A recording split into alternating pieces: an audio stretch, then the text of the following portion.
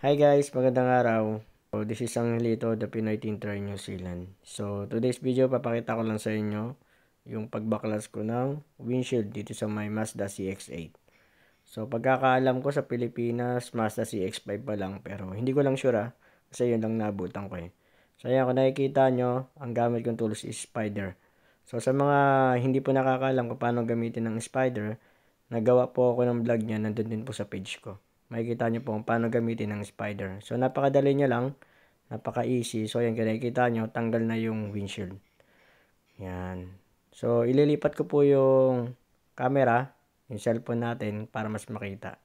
So, ayan, tinanggal ko na yung salamin niya na luma. Bali, papakita ko na rin sa inyo yung ikakabit. Yung ikakabit, ayan yung luma.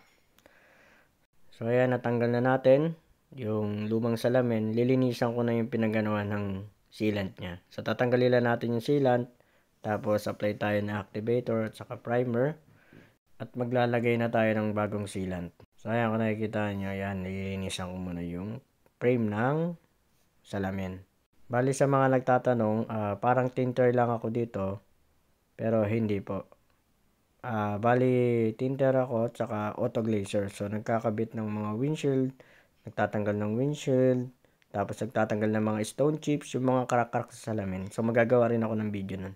So, kung napapansin nyo sa mga vlog ko, pinupush ko yung pagka nag-ibang bansa kayo, wag na wag nyong i-expect na kapag ka tinter lang in-applyan nyo, tinter lang ang gagawin nyo.